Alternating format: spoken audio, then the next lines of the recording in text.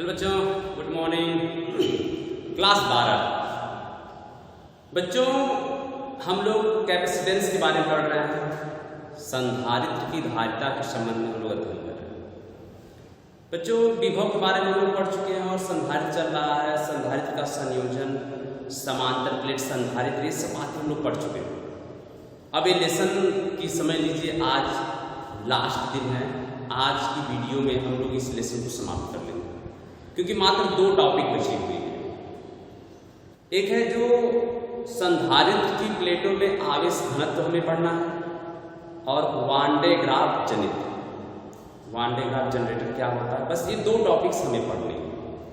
जब 2 टॉपिक हमें पढ़नी है तो चलिए हम लोग पहली टॉपिक स्टार्ट करते हैं। जैसे खत्म होगा फिर सेकेंड वाले पढ़ लेंगे, और आज ये लेसन हमारा क्या हो जाएगा, समाप्त, फिनिश हो जाएगा। तो हम लोग का जो आज की टॉपिक है, संधारित्र की प्लेटों के बीच ऊर्जा घनत्व। संधारित्र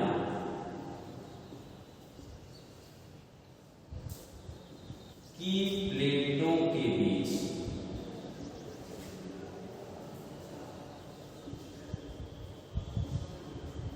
ऊर्जा घनत्व।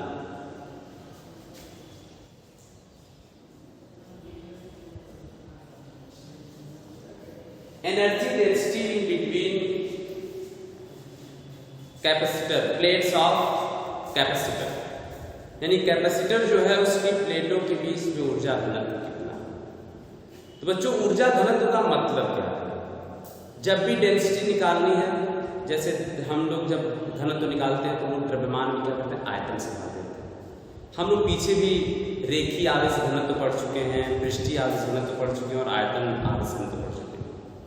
तो जैसा नाम था, उसकी लंबाई में, क्षेत्रफल में, आयतन में हम क्या करते थे, यानी उसके आवेश में आयतन, क्षेत्रफल, लंबाई भाग करते थे। तो यहाँ पर हमें क्या करना है, ऊर्जा घनत्व का मतलब है कि संधारित्र की प्लेटों के मध्य प्रति एकांक आयतन में संचित होने वाली जो ऊर्जा, संधारित्र की प्लेटों के बीच में प्रति एकांक आयतन में संचित होने वाली एनर्जी को हम कहते हैं क्या, संधारित्र, यानी कि उसे कहते हैं ऊर्जा। ये जो ऊर्जा डेंसिटी है ना, बस इसका मतलब है कि सबसे पहले हमें क्या करना है कि जो संधारित्र है उसकी प्लेटों के मध्य हमें ऊर्जा ज्ञात कर लेना है।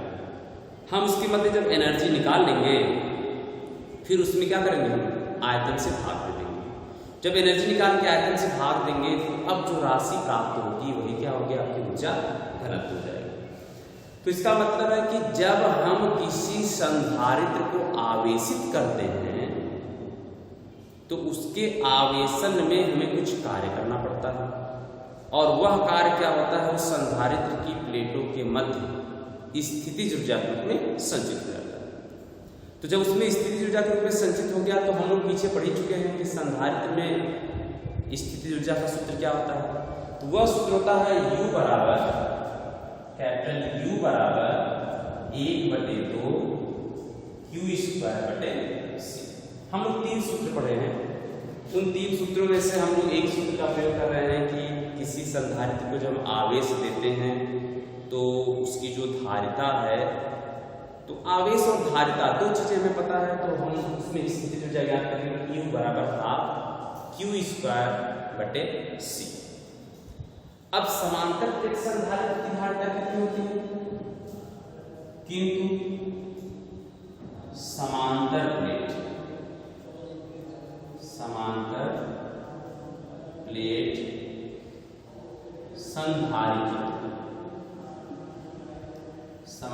संधारित्र की धारिता। समांतर प्लेट संधारित्र की धारिता का सूत्र क्या होता है, ये होता है C बराबर एप्सिलॉन A और बटे हो गया D। ये किसी समांतर प्लेट संधारित्र की धारिता का सूत्र। अब ये मान क्या करेंगे, ऊपर रख दीजिए, तथा एक चीज और रख लीजिए, तथा आवेश पृष्ठ घनत्व। आवेश पृष्ठ घनत्व सिग्मा इक्वल होता है Q/A, या यहां से आप रख सकते हैं Q बराबर सिग्मा। ये दोनों मान, ये वाला मान और ये वाला मान, लास्ट में परम संख्या। तो जब ये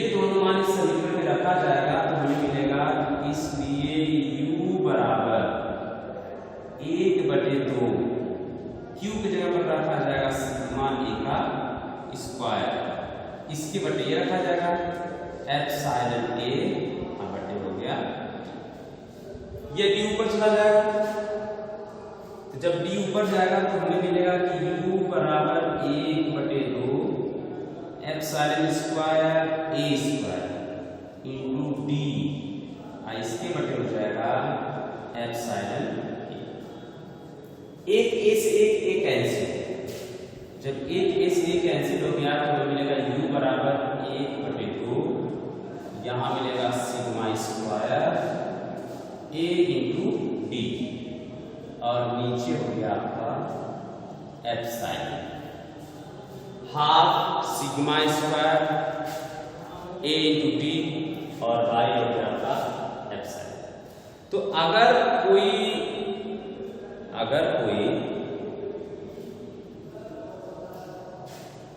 समांतर प्लेट संधारित्र, अगर कोई समांतर प्लेट संधारित्र हो तो उस समांतर प्लेट संधारित्र की प्लेटों के बीच में, उस समांतर प्लेट संधारित्र की प्लेटों के बीच में कितना वैद्युत क्षेत्र उत्पन्न हो, इसी समांतर प्लेट संधारित्र की प्लेटों के मध्य उत्पन्न वैद्युत क्षेत्र की तीव्रता।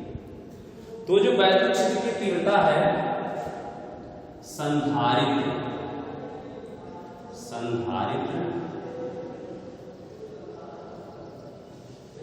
की प्लेटों के मध्य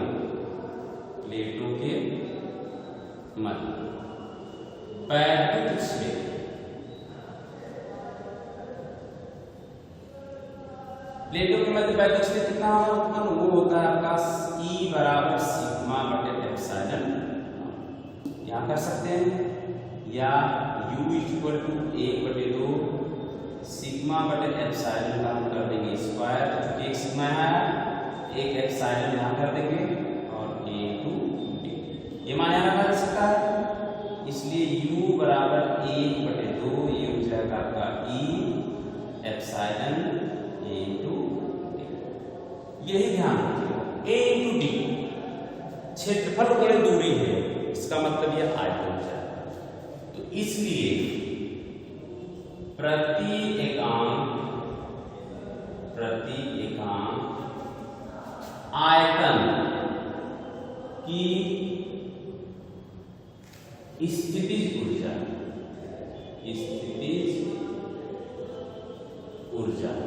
और प्रति एकांक आयतन की स्थितिज ऊर्जा इसी को कहता है अर्थात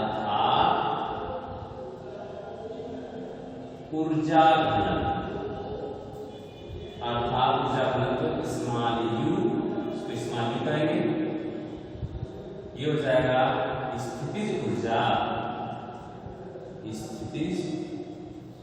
ऊर्जा और बटे हो जाएगा आपका आयतन, यानी स्मॉल u बराबर हो गया हाफ, इसको थोड़ा अरेंज करके लिखा जाए एप्सिलॉन E स्क्वायर हो जाएगा पर epsilon E square into A into D बटे A इंटू D, ये कैंसिल हो गया पूरा, यानी U बराबर मिलेगा 1/2 एप्सिलॉन E का स्क्वायर। यह समांतर प्लेट संधारित्र की प्लेटों के मध्य ऊर्जा घनत्व। अगर समांतर प्लेट जो संधारित्र है उसकी प्लेटों के मध्य कोई परावैद्युत मान, यदि प्लेटों के बीच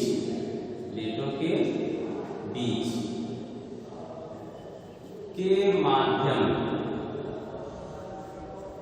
का परावैद्युतांक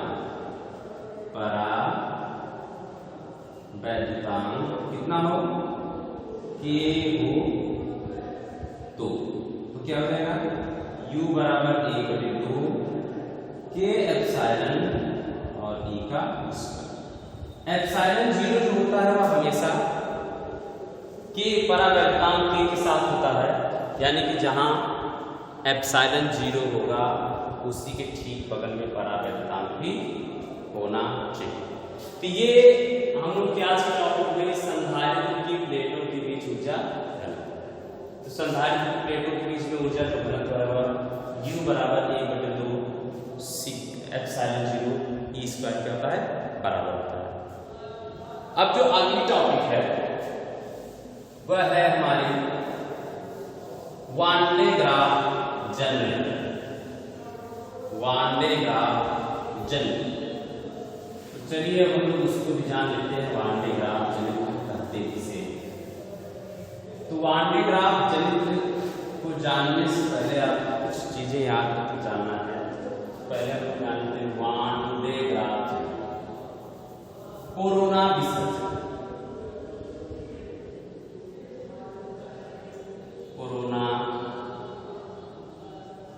विसर्जन, कोरोना डिस्चार्ज। अब ये जो कोरोना आज की डेट में जो महामारी चल रही है, मैं उसकी बात नहीं कर रहा, नाम इसका दूसरी तरह से कोरोना विसर्जन। कोरोना विसर्जन का मतलब है कि आवेश का हवा में क्षरण। कोरोना विसर्जन का मतलब है आवेश का हवा में क्षरण। जैसे अगर कोई कृषि चालक इस प्रकार से गोली चालक एक समान, तो इसको जब प्लस क्यू ग्राम आवेश देंगे तो वह इसके पृष्ठ पर एक समान रूप से वितरित हो जाएगा। यानी आवेश का पृष्ठ घनत्व जो सिग्मा है वह हर जगह एक समान है। लेकिन अगर यही चालक बिल्कुल गोली ना होकर कुछ ऐसे हो जाए, नुकीला हो जाए, तब ऐसी दशा में यह आवेश इसके पृष्ठ पर एक समान रूप से वितरित होगा। तो ऐसी दशा में यहाँ का आवेश का पृष्ठ घनत्व और यहाँ का आवेश का पृष्ठ घनत्व तो सिग्मा 2 जो होगा वह ग्रेटर सिग्मा 1, यानी आवेश का पृष्ठ घनत्व इस नुकीले सिरे पर बहुत अधिक हो जाएगा। तो जब नुकीले सिरे पर आवेश का पृष्ठ घनत्व बहुत ज्यादा हो जाएगा तो उस छोटे से बिंदु पर जो वैद्युत क्षेत्र की तीव्रता होती है वो बहुत ज्यादा बढ़ जाती है। इससे क्या होता है ना कि यहाँ से जो आवेश होता है ना उसका हवा में क्षरण होने लगता है, लीकेज होने लगता है, यानी वो हवा में फुहार की तरह से निकलने लगता है।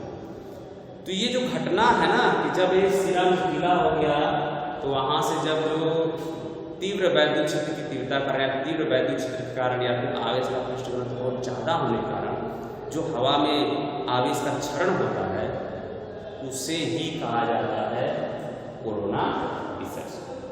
कोरोना विसर्जन का एक महत्वपूर्ण बात है क्योंकि वान डे ग्राफ जनरेटर में इस चीज का यूज होने वाला है। तो ये तो कोरोना विसर्जन हो गया। अब हमें जानना है one day graph generator. One day graph generator, one day graph generator. अभी वान डे ग्राफ जनरेटर है तो बच्चों वान डे ग्राफ जनरेटर जो होता है यह बहुत ज्यादा उच्च विभव उत्पन्न करने का एक यंत्र है। वान डे ग्राफ जनरेटर उच्च विभव उत्पन्न करने का एक यंत्र है।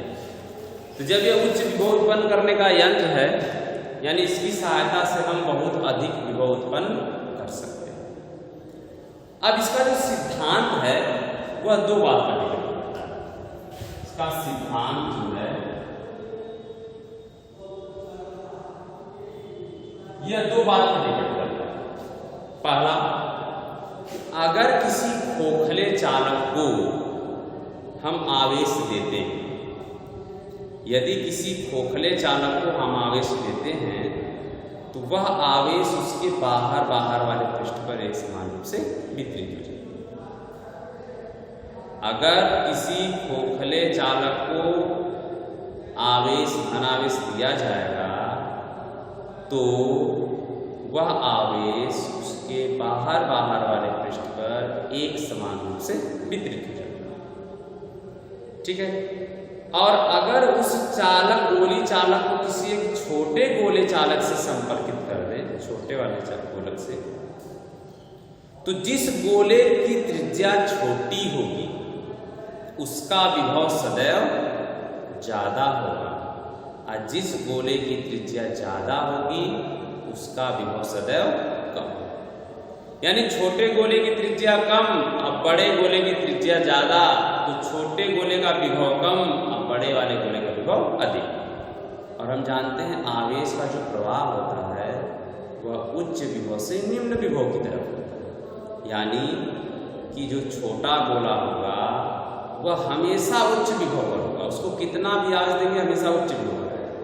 और जो बड़ा गोला, जो छोटा गोला वो उच्च विभव पर होगा, और जो बड़ा वाला गोला है वह हमेशा क्या होगा, निम्न विभव पर होगा। यानी छोटा गोला को अगर हम आवेश देते रहेंगे तो हमेशा उच्च विभव पर होगा, और वहाँ से आवेश का जो स्थानांतरण हमेशा बड़े वाले गोले पर होता रहेगा। इस तरह से बड़े वाले गोले का जो विभव है हम वो बहुत ज़्यादा उच्च कर सकते हैं, लगभग 10 के पावर 6 वोल्ट तक बना सकते हैं। ये तो पहला सिद्धांत हो गया। यानी कि अगर ये आपका V1 है तो 1/4 पाई एप्सिलॉन 0 और Q बटे हो गया कैपिटल R।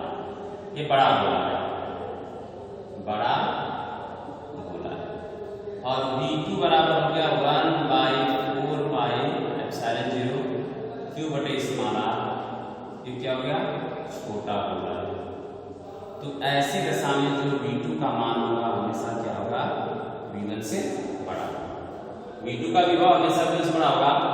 यानी कि ये छोटा गोला जो हो जाएगा वह उच्च विभव पर होगा। यानी कि ये जो V2 होगा यह उच्च विभव पर होगा, और ये जो V1 है ये हमेशा क्या होगा, निम्न विभव पर होगा। छोटा गोला हमेशा उच्च विभव पर और जो बड़ा गोला है वह हमेशा निम्न विभव पर बना रहेगा। ठीक है। अब इसके बाद दूसरा इसका सिद्धांत है।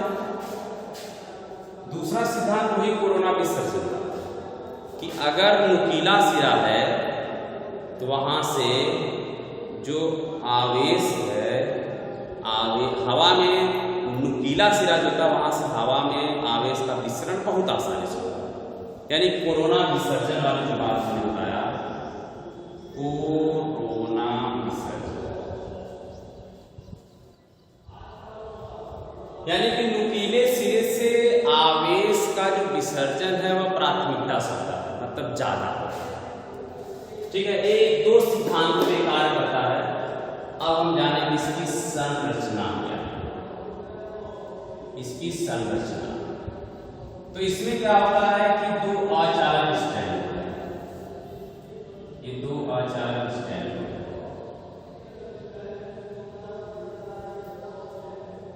इधर भी ये स्टैंड भी खड़ा कर दिया गया।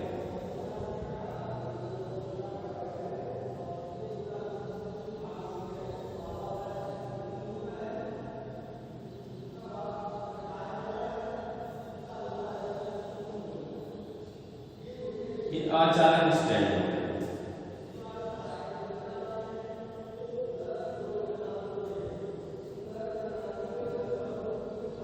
अब यहां पर एक खोखला बड़ा सा गोला होता है।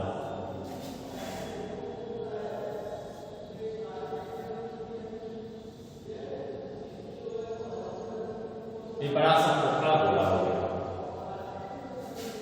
यहां पर दो पुल्ली लगी हुई,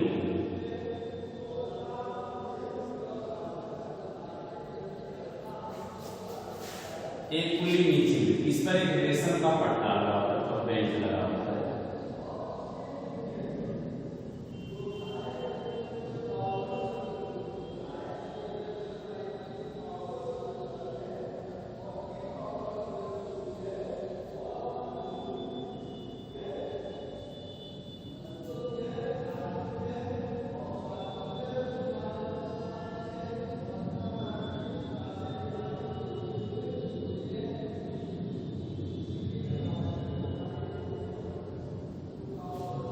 ये दो पुल्ली लगी है, बेल्ट लगा है, और इसका संपर्क यहां पर एक मोटर से होता है।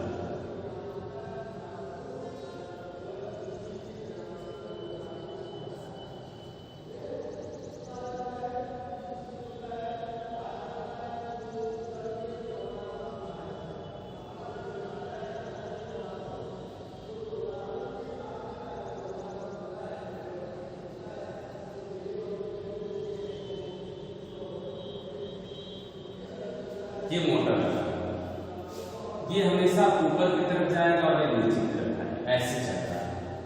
इसका मतलब कि ये जो पुल्ली होगी ये ऐसे से चलेगी, यानी ये इधर और ये इधर ऐसे चला, ये ऊपर की तरफ चला, ये मोटर हो गया।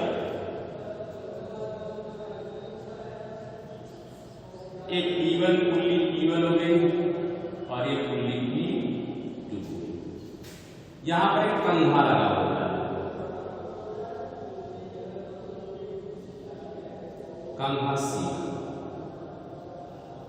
जिसका संपर्क एक हाई वोल्टेज की बैटरी से होता है।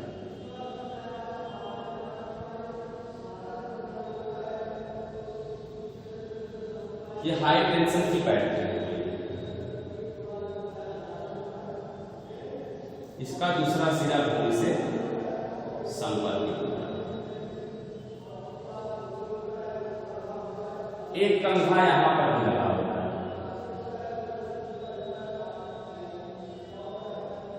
C2, ये बड़ा वाला जो जुड़ा हुआ है, यस,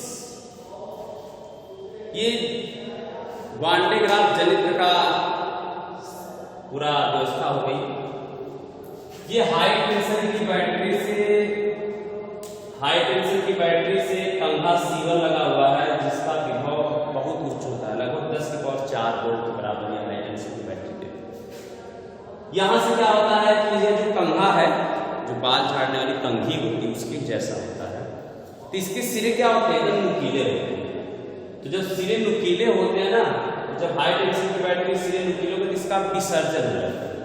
इसका क्या होगा, कोरोना विसर्जन। जब इसका कोरोना विसर्जन होगा तो यहां से जो आवेश होगा, धन आवेश, वह इस रेशम की डोरी के सहारे ऊपर जाएगा। ये बेल्ट हो गया